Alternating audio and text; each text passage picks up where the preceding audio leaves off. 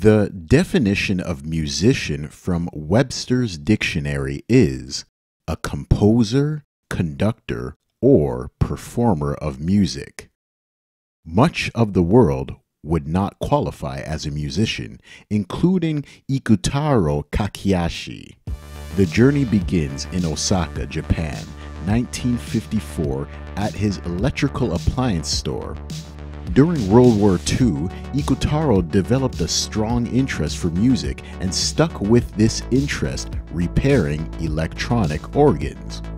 This then led him to developing prototype organs throughout the decade.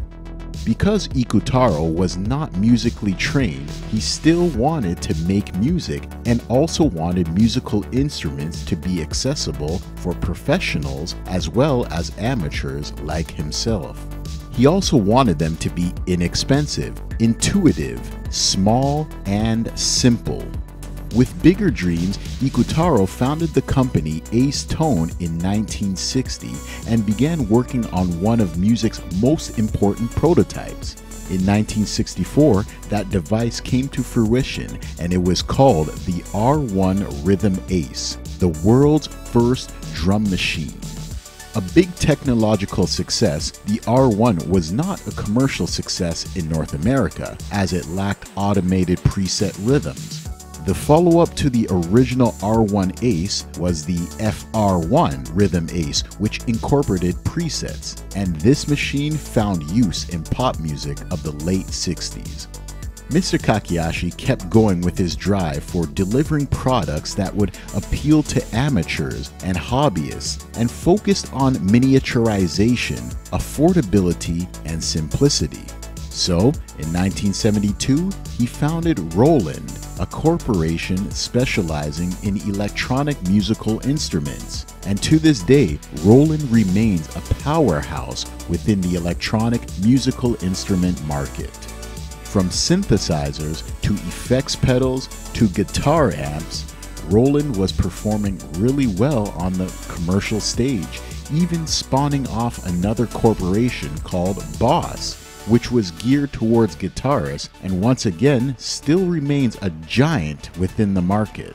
Mr. Kakiyashi built big things, and one of his biggest and most impactful was still yet to come the following decade. We're in the beginning of the 1980s, where music is exploding through radio and through newly formed MTV. Both the Roland and Boss corporations are experiencing tremendous growth due to musicians using his products in hit songs of the 70s and the 80s. Ikutaro, not wanting to become comfortable with his company's successes, approached American musician and engineer Don Lewis, as Lewis was known for performances using electronic instruments he himself had modified decades before the popularization of instrument hacking through circuit bending. This created a partnership that led to his drum machine success and the creation of the Roland TR-808.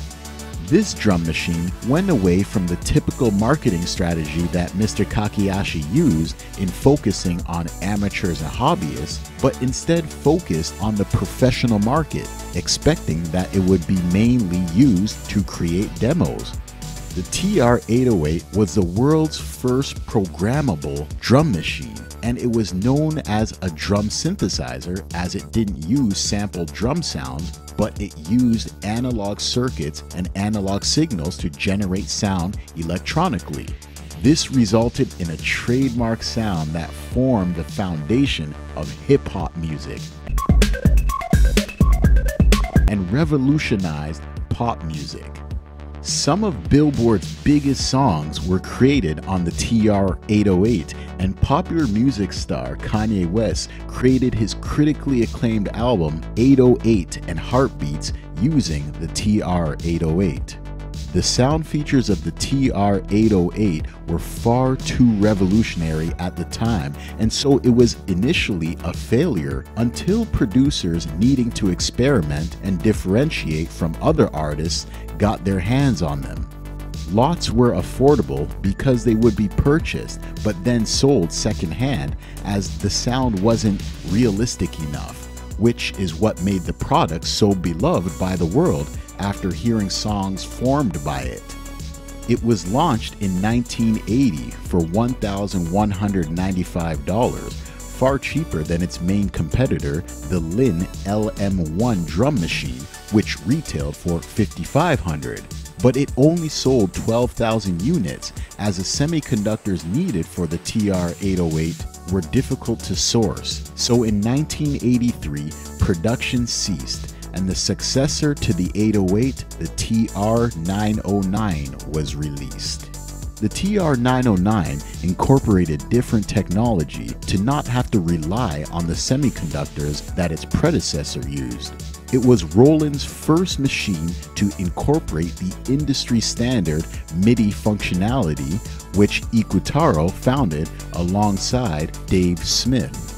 The TR-909 flopped, and it was only around for 1 year as users preferred either the TR-808 or gravitated towards the Lin drum machine for more realistic drum sounds.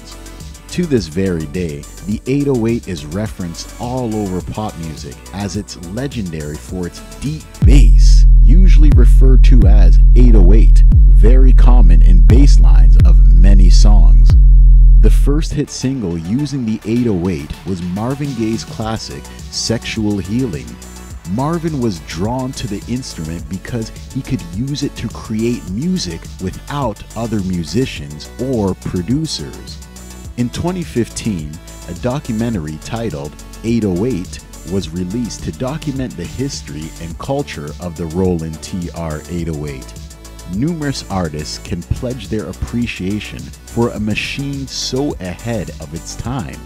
Unfortunately, the TR-909 did not become as much of a cult classic as its older sibling. While influential in its own right, spearheading the development of electronic dance music genres as techno, house, and acid, it appeared to come on the scene at the wrong time. In closing, the Roland TR-909 brought the world a product that humanity has been served well by. However, it may not have been conceived were it not for the semiconductor scarcity of that technology. As life progresses, typically, so do the tools, and so the Roland TR-909, which is the forgotten brother of the TR-808, is now known as Technono. Thanks for watching, and please subscribe to be notified of nostalgia within the tech industry.